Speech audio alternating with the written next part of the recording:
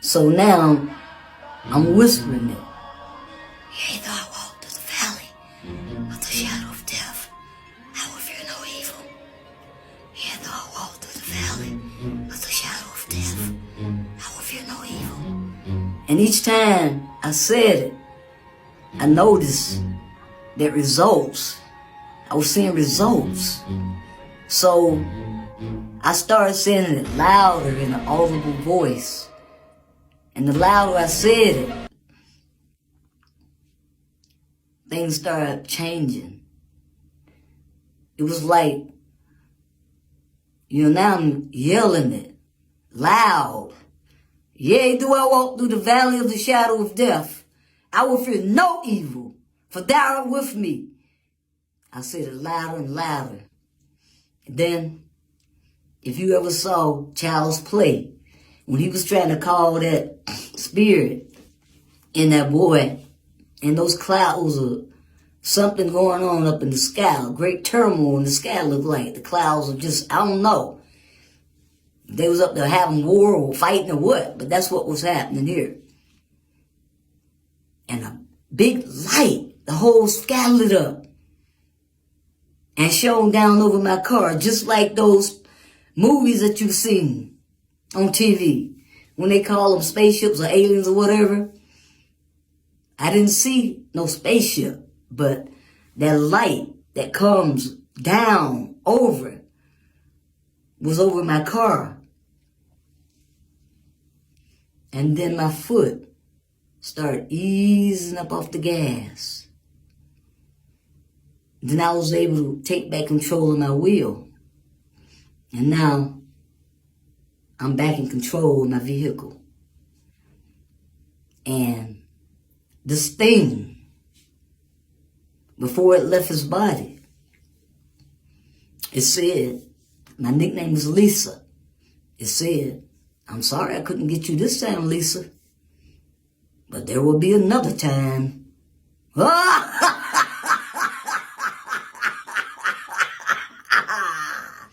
So him and I, we were quiet the remainder of the ride home. And I couldn't wait to get him out of my car. So once we got home, I went across the street. I was living in these apartments. They were called Grassmore at the time, in Indianapolis, Indiana. And it was this chick that I had a crush on. And I used to try to get with her. But she told me, she said, one day she told me, she said, Lisa, I know how you are. And, she ain't got no problem with all that, but she was just saying she don't go that way. She just let me know up front. So, I guess don't even try it. And I never did. But this night, because first, okay, after all that happened, I was like, oh, no, I know this ain't just, I know that. I know, no, I was drinking, no, I was high, no, I was this, I was that. But no, if I was in the thing, it knocked it all off. I was in my right mind, and I knew what I had just experienced. So I'm like, oh, God, if that was real, you got to show me that again. If I just almost crashed my car, if that pretty girl just, you got to show me that again. So I went across to my neighbor's house because, I was trying to tell her what happened. But it was like she wouldn't hear me. She was like, she left her purse in this guy's car and she didn't have a phone. Back then, we had the phone booth. Then she wanted me to drive her to the phone booth to call this guy and tell him, to get her purse out the car. So it was like, if you take me, we could do this, we could do that. And I'm like, now, is this the same person that told me she didn't play, So, of course, now, I'm all excited.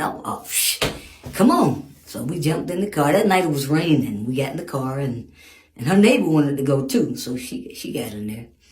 And I took off. I went, all of a sudden I lost control of the car.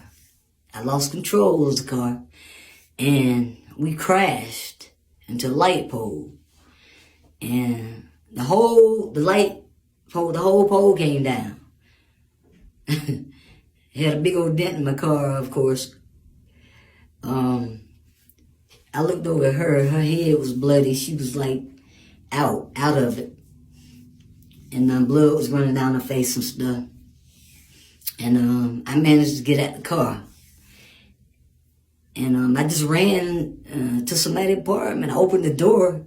The door was open. I just ran in there, turned the knob, the door opened, and everybody looked up at me. They were sitting there playing cards and stuff, and I told them I had gotten into an accident. And so they called the ambulance and things. And my little dumbass went and sat back in the car under the wheel. Had no business driving because I think my license might have been suspended or something. I